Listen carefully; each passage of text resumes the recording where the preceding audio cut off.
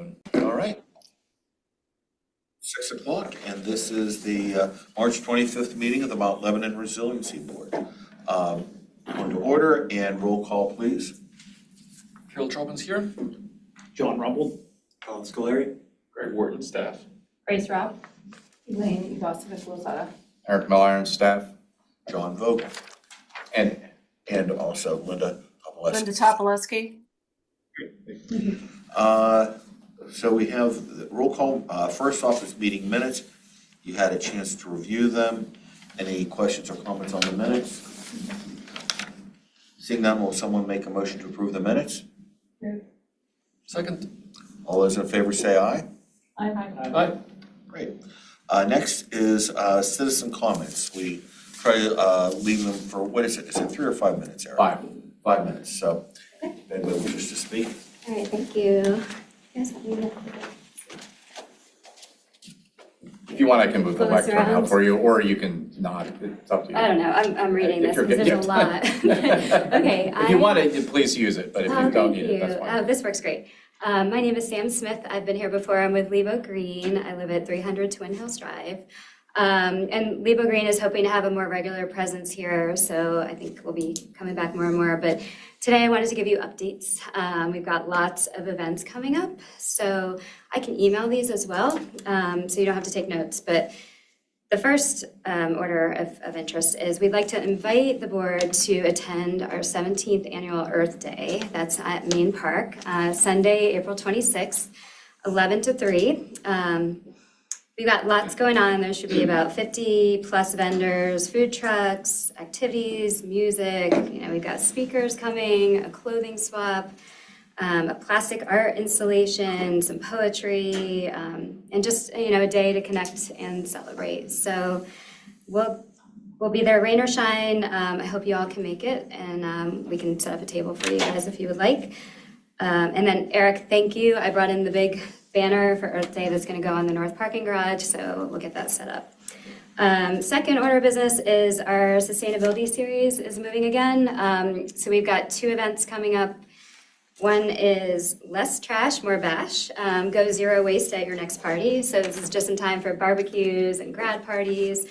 We were partnering with PRC, and this is sponsored by the EQT Foundation.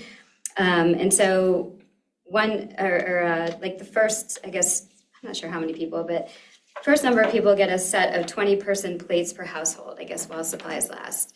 And so we'll also have like digital templates for instructions, invitations, table tents, waste can signs, everything you need to throw a sustainable party. And then we have another event we're hosting with PRC, and that is on May 5th, Cinco de Mayo.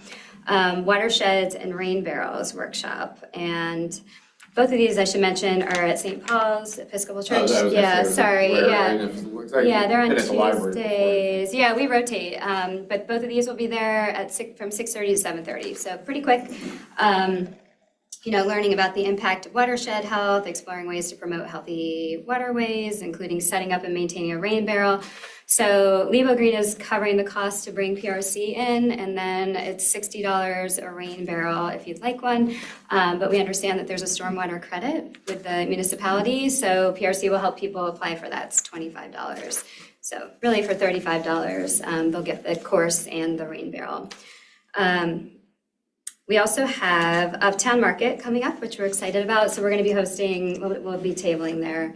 We've got, we'll be sending letters to vendors encouraging reusable bags when possible. And we've got a May 30th date. We do a plant swap, which was really successful last year. We brought a whole bunch of plants and people could bring their own to swap, or mostly people just took some home, which was nice. They came from the Main Park rain garden, so they were just easy for us. We had seeds too to give out. And then we'll be giving out clean reusable bags there. We've got June 27th, we'll be kicking off our Plastic-Free July Challenge, which we did last year as well, and we'll be giving out the bags. And then finally, August 1st, we've got a clothing swap that'll kind of be just to ramp up for the school year. And we did that last year, and it was really popular. So that's exciting. You might have seen also, we've been decorating the Dennis Theater, giving it a little bit of new life. Oh, is that you? That was us. Oh, right on. That's cool.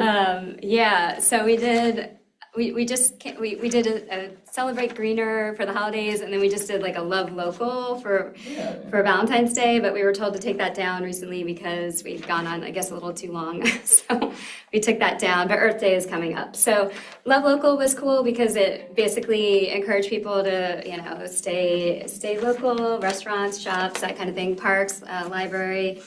So if you all have ideas too for the future, it's kind of a space now that we've been able to use because the Dennis Theater has let us kind of take it over for messaging and decorating.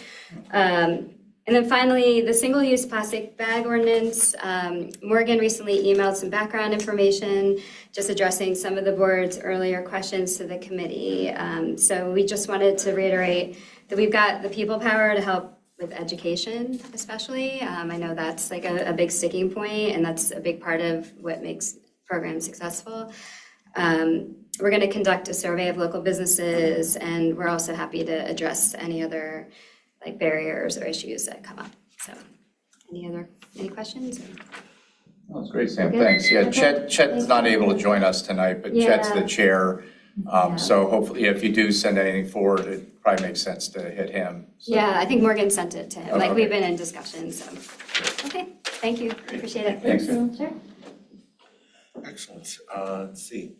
The Commissioner Liaison Report, is he online or? Any questions online? Panelists, no? Yeah, there's a few. I don't know if we have anyone on Sorry, the. thank you. Yeah, so I was in touch with Morgan and with the executive committee of the partnership about sustainability options at Uptown Market and working with the vendors and also with the Uptown business community. So it'd be good if we connected ahead of reaching out to all of them because we're fully in support, but we just need to have a coordinated approach. We have a brand new market manager coming on board for the Uptown Market and some other changes. If we could coordinate in advance, and Morgan sent an email last week to Chet and myself about this. So maybe let's connect after this meeting and then we can kind of get it all on the same page. I think that'd be great. Okay, yeah, thanks, Linda. Thanks. All right, well, Sigler's not here. And yeah, he's away on business. Okay. Vice Chair position tabled, so. Yeah, well, yeah. Zoning roundtable. Yeah, so the next meeting, Wednesday, April 22nd, 2026, will be a little bit different. So I talked to the chair. So the planner is trying to organize with OHM, who's the zoning consultant that we've encumbered, and they want to do a workshop, or I'm sorry, a roundtable with all the other advisory boards. And seeing that the zoning refresh is nested under the resiliency chapter of the comp plan, I threw out there that we could host it. And they were cool with that, and I talked to the chair, and he was fine with that. So the next meeting will be in the commission chambers, and we're going to be inviting all the other advisory boards. And it's an opportunity to, if you haven't already met OHM, you probably haven't because they haven't really gotten out to the community to date, but they're beginning that process.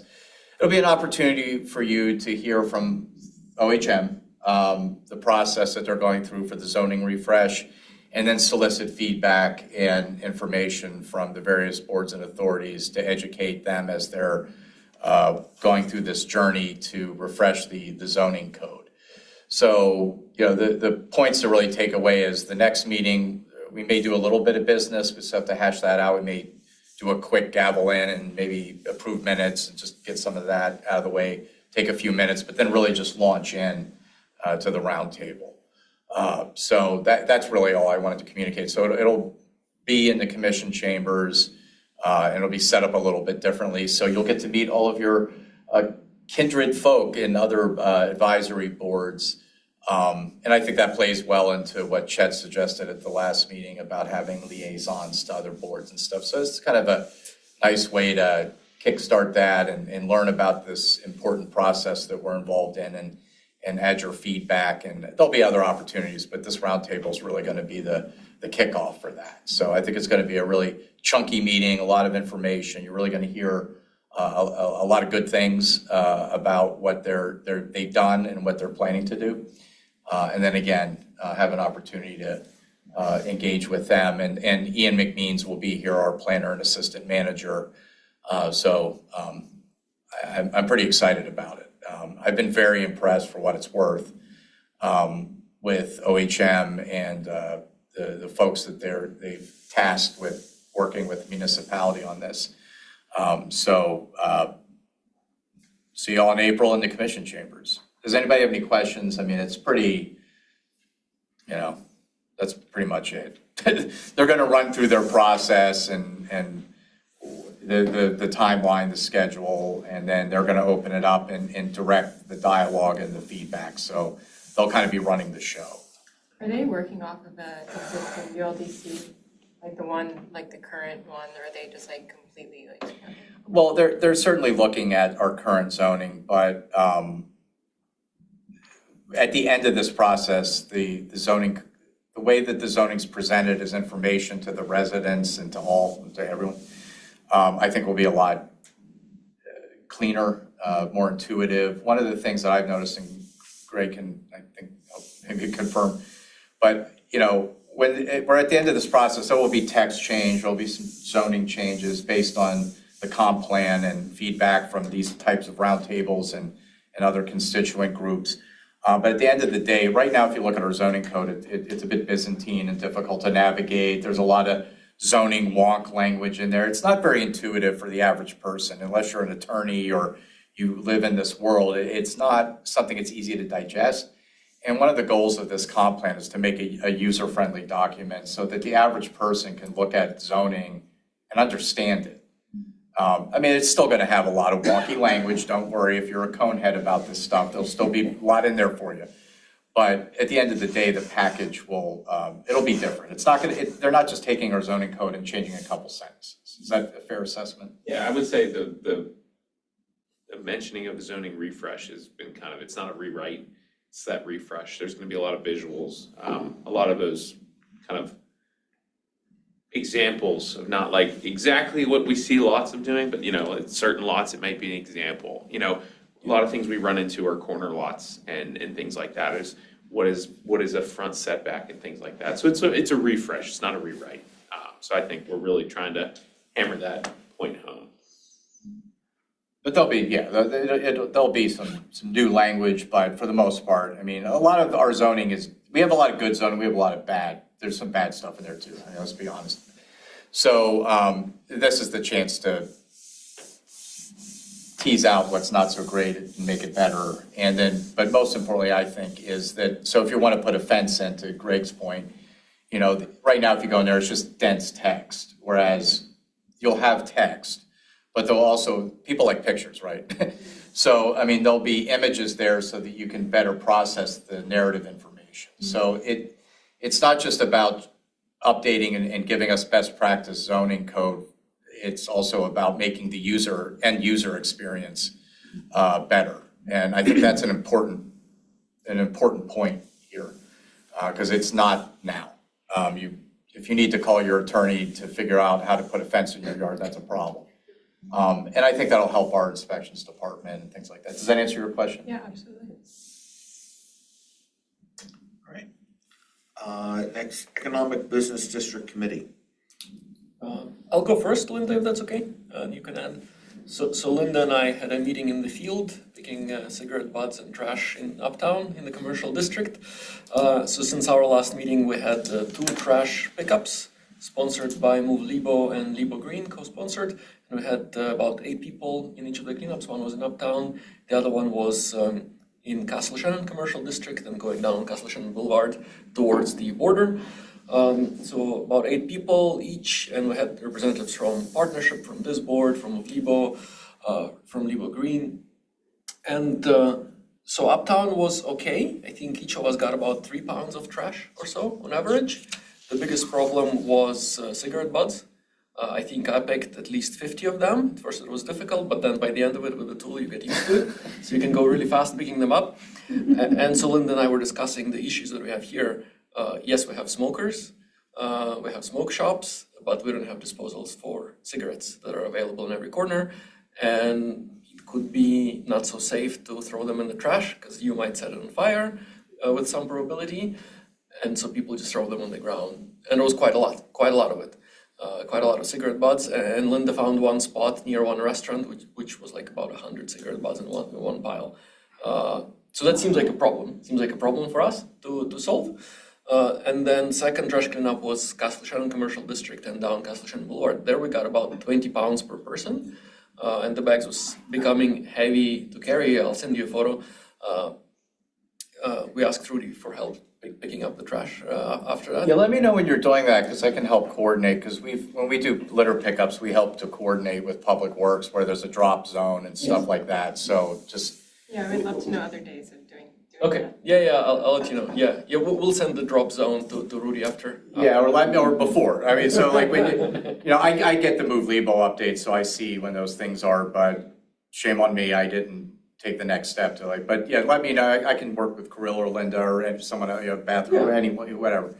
Yeah, thank you. But that would just, make it a little easier to, because that's a lot of garbage. Yeah, and we didn't finish. We essentially gave up on the way back. Went like on one side, on the way back we started going back, and the bag was too heavy for everyone. So we just essentially finished after an hour and a half. So, but I think uptown was a real problem with cigarettes.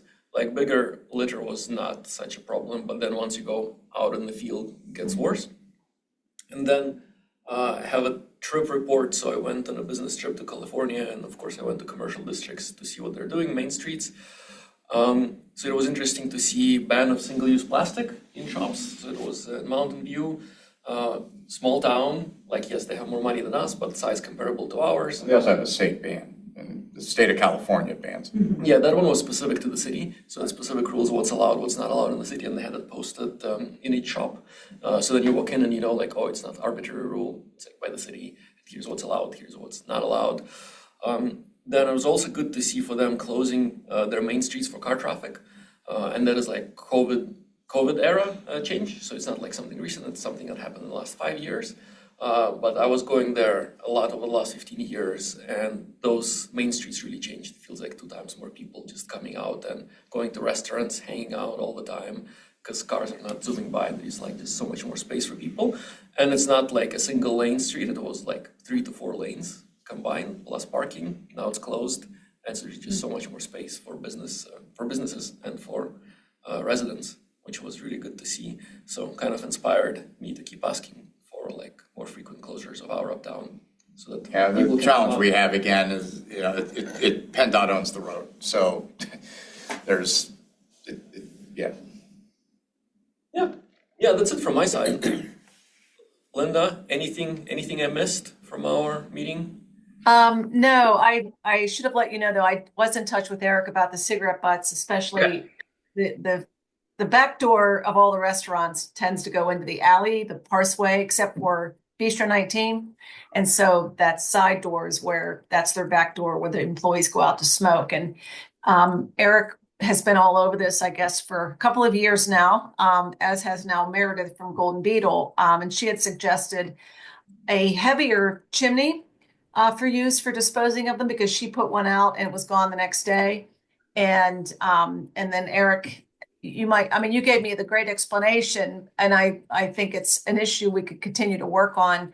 But if you want to share your explanation of what's the history of this cigarette butt disposal.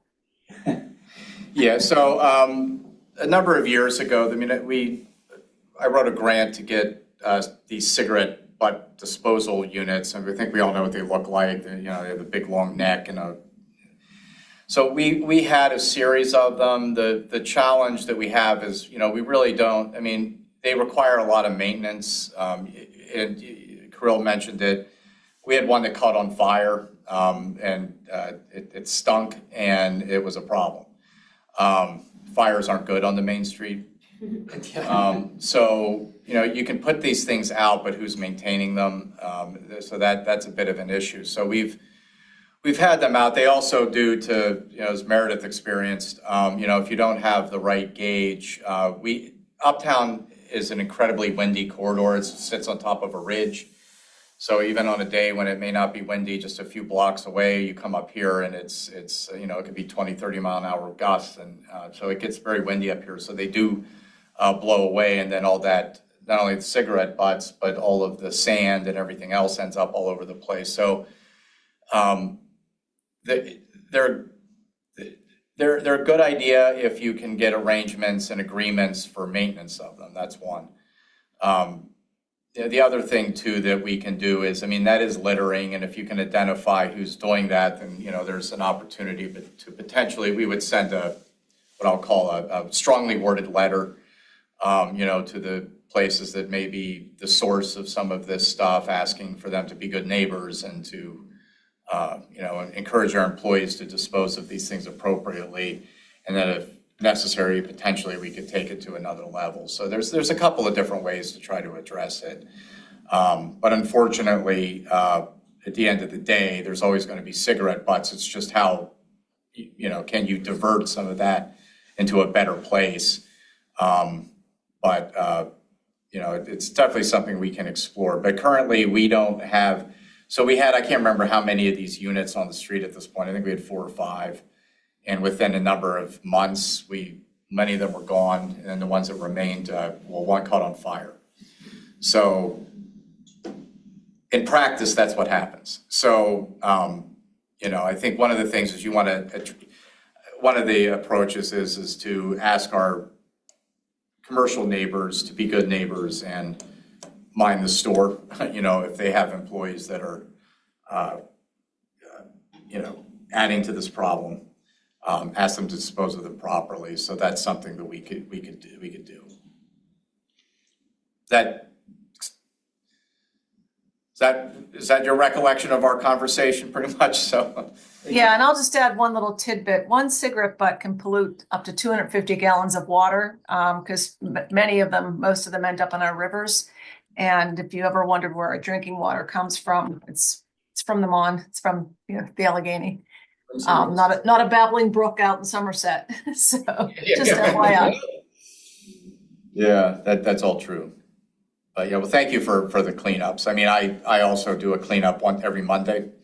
And this time of year in particular is a good time to get out there, because with the snow melting, a lot of that trash gets caught up in the snow and ice. And then when it melts, you have all these presents waiting for you. Gosh knows what you're going to find. But that's the other thing. And it sounds like you're doing that. You need to, I go out every Monday morning. I just do Washington Road. But I've talked to Meredith about it. So I have my little picker too. And I went out there and I experienced the same thing. There's a prolific amount of butts. So it's definitely an issue, and it's unsightly, it's unhealthy, and nobody wants to see it. So on the plus side, you might think it's the kids, but there was nothing around Grandpa Joe's candy shop. Not one wrapper or used up lollipop or anything. So that's good. The kids see it. Good parenting in Mount Lebanon. That's good. Next, Historic Preservation Committee update. So I just wanted to say I go to the historical society meetings it happens every other month. And I had sort of started to say to Alyssa and Jenny, who are sort of in charge over there, Alyssa Jones and Jenny Wood, how can we sort of strengthen our bond with historic preservation and maybe change the angle of preservation, at least as it exists in this board, because as I've said before, we're not an enforceable district, so there's not necessarily much we can do. It's still important, but I think looking ahead to this upcoming year, and especially the summer when I have time off to think and things like that, thinking about, I guess, how can historic preservation's role on this board become more flexible or, I guess, fit in better. And I don't know if that looks like a rearrangement of historic preservation when it comes to historical society, and maybe like flip-flopping some of their goals and me doing something else here with the Resiliency Board, but I'm gonna have active conversations with them about, what does that look like? Because I think even though there is a place for it in the comp plan, I think there are sort of more theoretical conversations that we can have about, how does this fit in with zoning and all this sort of stuff. So yeah, just active conversations ongoing. Fantastic. Okay, great. Sustainability and Local Ecology Committee? I can, if you want me to. I was wondering if I said the wrong thing or make stop. So Chet's away right now, but a couple, just an update and then just some new information. So some of you may have heard there was a, not a dumpster fire, but a garbage truck fire that was caused by lithium batteries.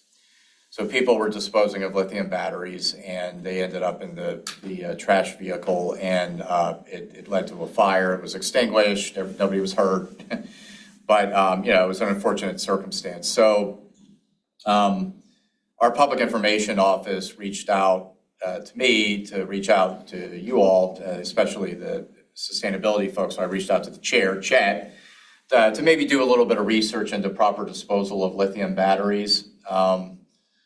And how to do that. So Chet did some thorough research and provided some talking points of information. So I believe the magazine is going to be doing a story on that, but I noticed Sam's writing over there. So it's kind of it's something that's out there. We all have lithium batteries, or most of us probably do in some capacity. They are not your typical battery. When they start a fire, it creates, you can look it up, but it creates a vicious cycle. I mean, it feeds itself.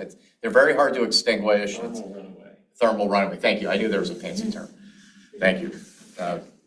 Not only is Greg our sustainability person, he's also a fireman. So so it's pretty bad news when those things catch on fire. So Chet provided some really good information to our PIO, and I think they're going to be running a story on that. But it's definitely something we all need to be mindful of as we buy these various devices and rechargeable batteries and whatnot. So I just thought I'd mention that because he put a lot of good time and effort into researching some stuff. The Parks and Rec Board, as we mentioned at the last meeting, we presented the Hidden Hollow concept to them in February, and they had some discussion about that at their last meeting. Not pro, not con. They have some additional questions, just some questions about impacts to the golf course. So they asked Dave Donnellan, our Public Works Director, to go back and look at some previous iterations of plans for the golf course, looking at their viability and things of that nature. They just wanted some additional information, I believe, before they weighed in. I have not received any direct questions, so I can't address that. I can't speak succinctly about any particular questions they have. But I do know they wanted some additional information from Mr. Donnellan, so they're pulling that together. But there was no negative comments, but they didn't all high five each other and let's move, let's go. So we're going to let them do their deliberations and then take the next steps after we get any feedback from them that they might have. Those are really the two, I think, salient points to bring up. Great. Do we still have the electronics recycling? No. We don't do that at all anymore? No, we used to collect batteries here and things like that, but it became, for whatever reason, we don't do that any longer. We do electronic recycling. The Public Works Yard has advertised dates. Times a year. Yeah, where they do that. So yeah, we do that, but we don't do we used to have a battery drop here, and people were literally, good or bad, it's just, it is what it is. I mean, people were literally bringing in 20-pound sacks of bagging, ridiculous amounts of batteries, and we're not set up for that. Right. And so I believe at this point there may be something on the website where people can appropriately dispose of batteries, but we're no longer a drop. Right. And just a clarification on that as well. Electronic recycling often doesn't take the lithium batteries. The lithium batteries fall under the household hazardous waste recycling. So that's just a quick clarification. The next one, household hazardous waste event, is April 11th. And then the one after that's June 6th, and then August 8th.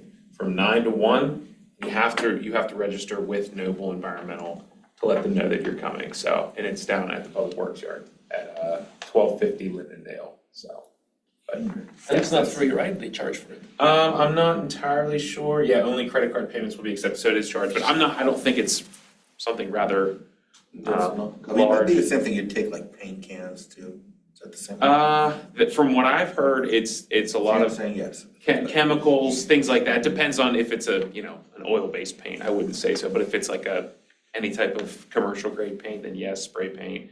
But yeah, that people sometimes get that mixed up when they think batteries. That they should take it to the electronic recycling.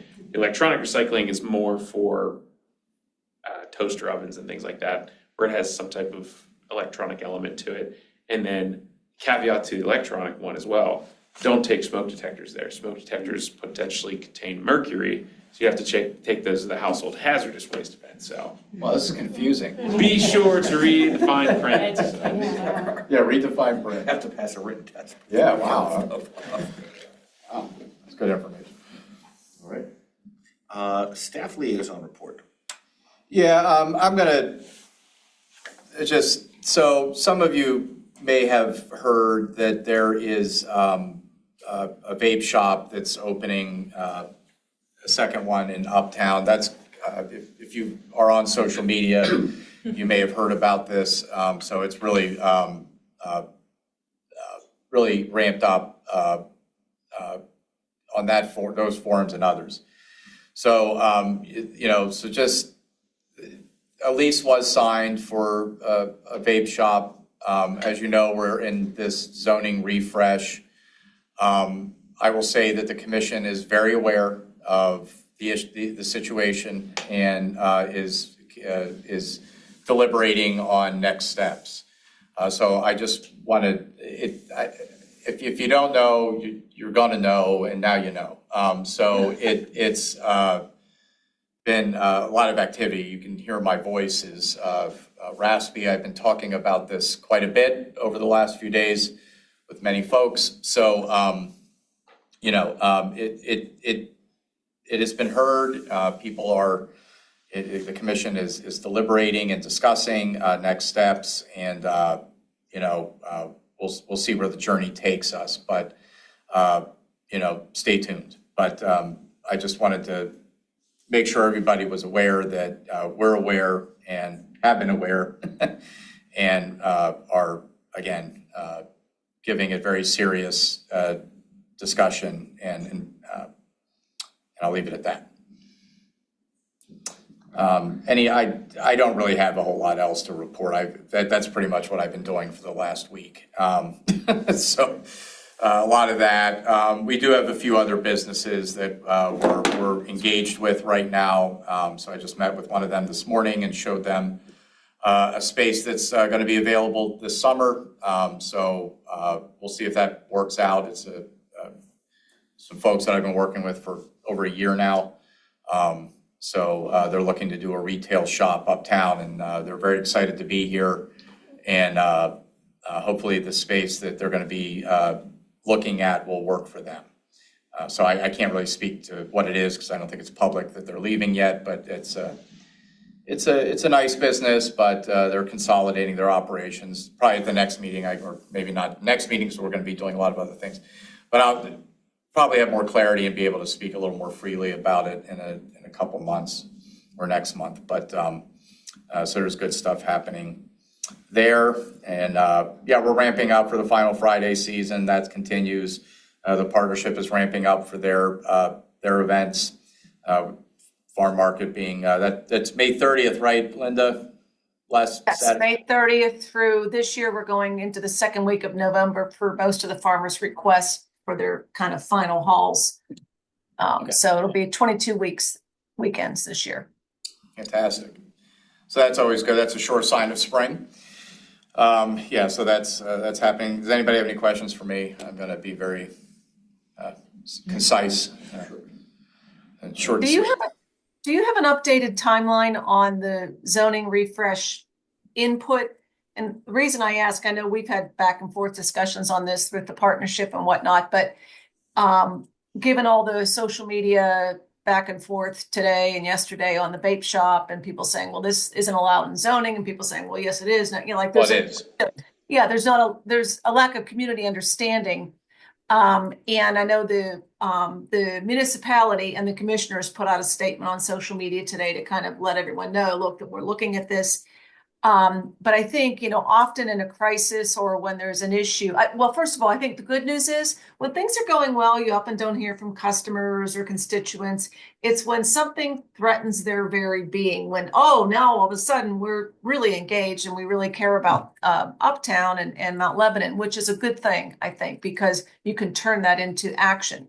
But I think there's maybe a need for a little bit more information out there on, you know, we're addressing this as well as many other issues with zoning. We're going to have a series of input sessions for stakeholders, for the community. And, you know, even if you don't know the exact dates yet, you know, over the next 3 months or over the next 4 months, maybe it's something that Laura and team or the planning folks could put out just to let people know this is part of a process. This happened because of old zoning laws, but there are other things related to older zoning law, outdated zoning as well. So we're addressing a whole, you know, range of issues with the refresh. Yeah, that's great points, and that's all accurate. Yeah, I mean, it is a zoning refresh. I mean, zoning is one of those things nobody cares about it until it affects them, you know? Yeah. Whether it's putting an addition on your house or this circumstance or, you know, many others. So zoning is one of those things that sits there quietly until you need to engage with it, and then it can be a bit onerous. So, yeah, I mean, there is a schedule that the consultants are adhering to.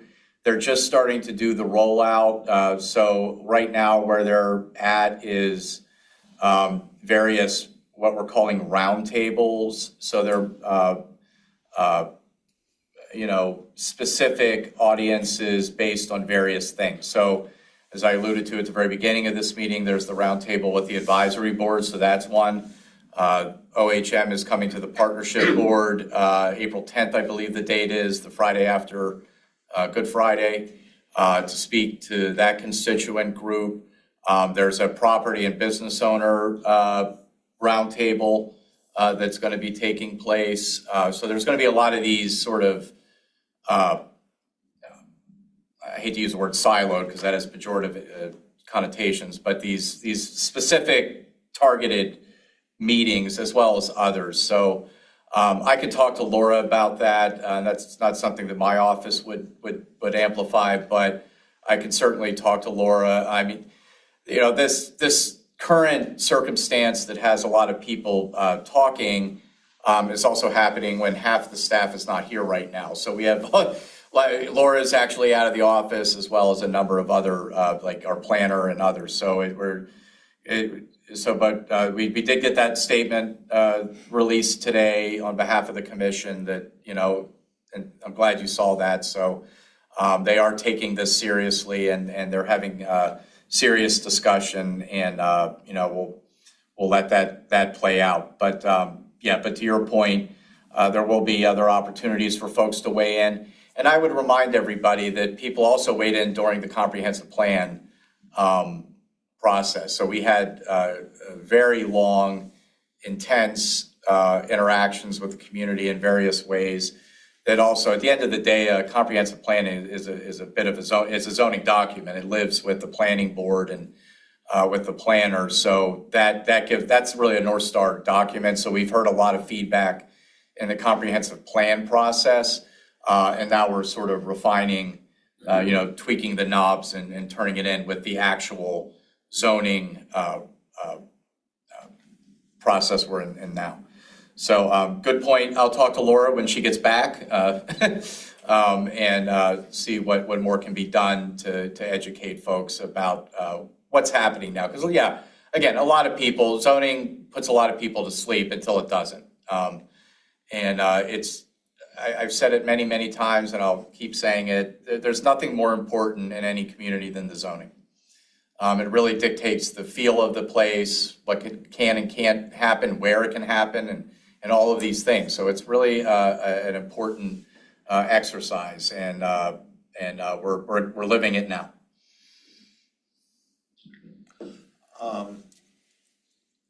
Student liaison report.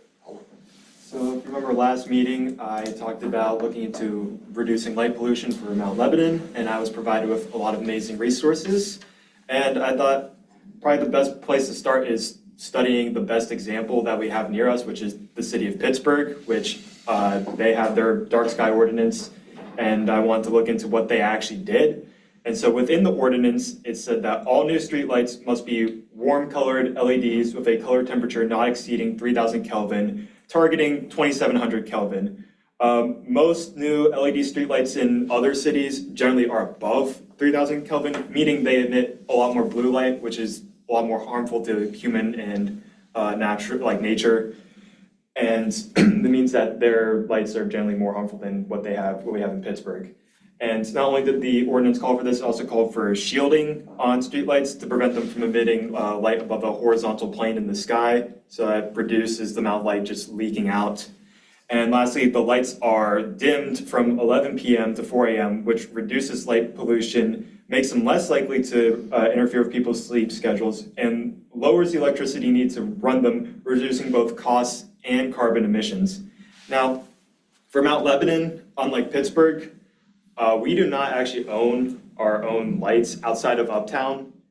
We contract that out.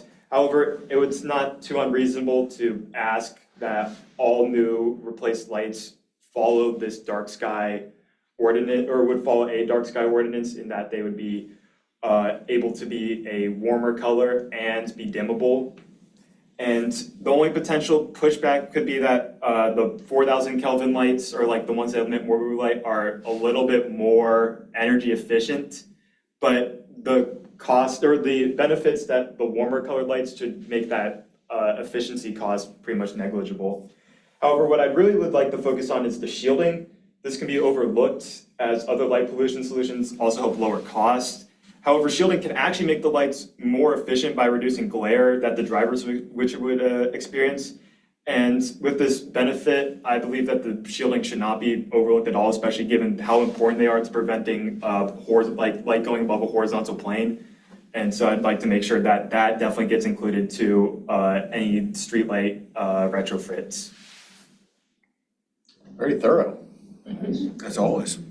That's great. Would you mind sharing that with us and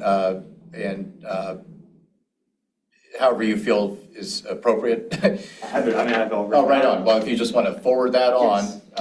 I think that would be helpful, and I'd be happy to share that with our Public Works Director and Manager to, just turn them on to this information and see what we can do. Sounds good. Good job. Good work. Let's see, old business, we'll skip that, I guess. Discuss whenever we have a full board, then we'll discuss who can be ambassadors. We wanted to talk about the retreat as well for all business. Oh, yes, please. I mean, I wanted to check if we had time to discuss having a retreat for this group. yeah, we do, yeah, let's discuss it. I mean, let's discuss it. What? Oh, yeah. So last time we discussed that it could be an opportunity for us to have a retreat. Did we figure out if it was allowed by our policy? I would think would be allowed by our policy, I don't know why. Yeah, I mean, we may have to advertise it, but this is not necessarily the big deal. Should we pick a date and time and location? Oh, yeah, I mean, we'd be talking about what, like a Saturday morning type business. As long as we can get the space here for that, but I think it would. I'll charge you, but yeah, of course you have a space. Yes, the municipal building is always available, so. Yeah, and new members are coming, right, in about a month? Yeah, and that makes good sense. So we do have 3 new board members coming, and our first meeting for them is going to be unusual. I think useful, but unusual. So that would be a good way to onboard them and get them plugged in and address things like Chet's idea about the liaisons and also just, I guess what I would, nobody asked my opinion, but I'm going to share it anyway. Again, I keep saying it, it's my mantra, but, again, you can repeat after me, but, the comp plan is our North Star document. So it might be good to take that and really focus on it. And maybe when we're, for the retreat, if people could pick something that they're really interested in and maybe come prepared to discuss how they vision or how they would forecast making some progress on those, and whatever issue they pick, whether it's tree canopy expansion or burying utility line, whatever it is. There's a lot of stuff in there. Maybe that's one of the ways to kind of focus it. I think there's also. Unless you had a different idea. I think this is good. I think there's also existential question, how do we get there, and what's our role in getting there? What's written in the comp plan? What's our role of this advisory board? Right. Advising the commission on policy. Yeah. That's it in a nutshell. Oh, Commissioner Flynn, you have a yellow hand raised. Hi, guys. Commissioner, thanks for joining us. Hey, it's always nice to listen in. My old favorite board till I got moved over to mobility. Honestly, anyway, this is my opinion, right? But again, hopefully the other commissioners would agree, is that in so much as you guys have ideas and can frame things in ways that are going to help commission move policy forward, that is beneficial to that you believe is beneficial to the municipality and the community, writ large, please engage. Are there specifics that you're looking at? I didn't quite hear the whole conversation, but. I mean, speaking for myself in terms of historic preservation, I think there's a lot of questions that need to be sort of asked there about, we had all of these different boards that had different missions and purposes, and then they coalesce into one. What do those old missions look like when we now look at the mission of the comp plan, and what should our new mission or multifold mission be? I think it's one of the things I'm wrestling with.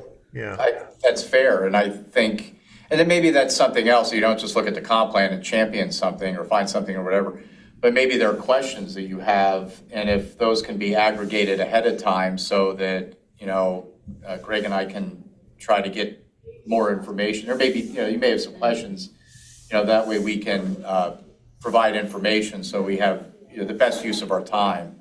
Well, and to that end, I think that, again, I think Eric is right? The North Star really is the comp plan, right? That is with the framework within which we are all working, because that's really the adopted kind of structure that the commission at the time adopted, and it's going to be in place for 10 years.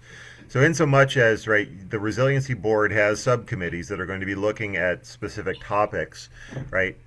My argument is that so long as you can explain to yourselves and then, come to a consensus that this topic aligns with the function and mission of the municipality and is in alignment with the comp plan, it's worthy of consideration, so much as you are all individuals with different ideas, right? I think we respect that, and we want that diversity of opinion. We're just trying to create a framework within which, obviously we're all trying to pull in the same direction.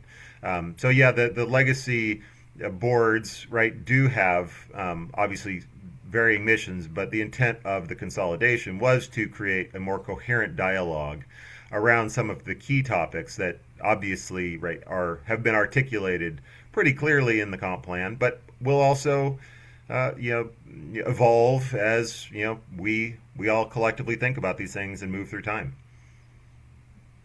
I'm thinking of a time planning this out, because again, if we have a retreat, what we want to do is figure out what elements do we want to have in this, how are we going to address each one of them, really thinking an outline of what the retreat would be. I think in doing that, if the people on the various committees would talk to Eric about that, and then I think that then what would be good is if we have time the next meeting in April. This may not happen until May, because but just to set out okay, this is what we want to have on here, Yeah. and then refine it. Because, again, we have new people coming on board that want to get their feet wet. And I could see this happening in like several months, but I don't see it happening next month. But again, to do that, it's nice to say, okay, we have retreat. You know, what are we going to, what are we going to do, what are we going to accomplish? And between the various committees, it has to be obviously not the same topics, but approaching it from the same way, so.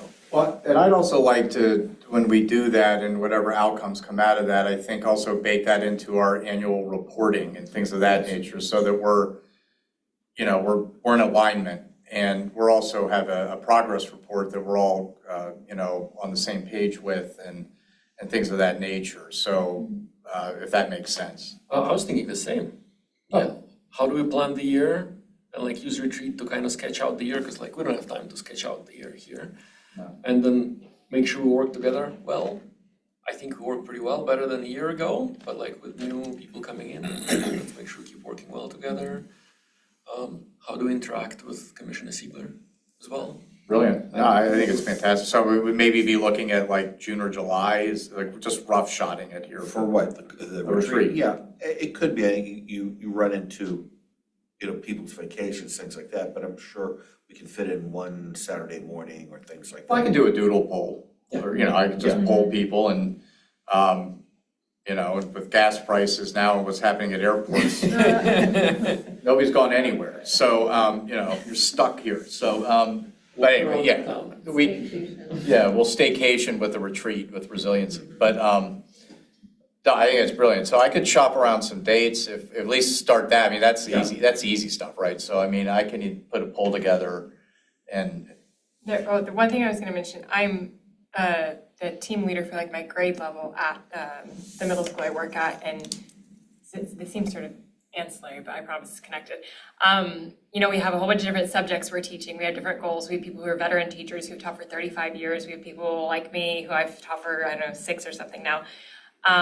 And I had this document that I had made with another team leader in a different grade that asks overarching questions that can be applied to sort of any cooperative group that have, different specialties, but are looking for a coalescing goal, or where we have like overlapping curriculum, or, in our case, overlapping goals and things like that. And there's a lot of big idea questions, like individual ones that you come to the table with, and then other ones. I have a whole document that might be, a useful starting place for something like this. bring it on.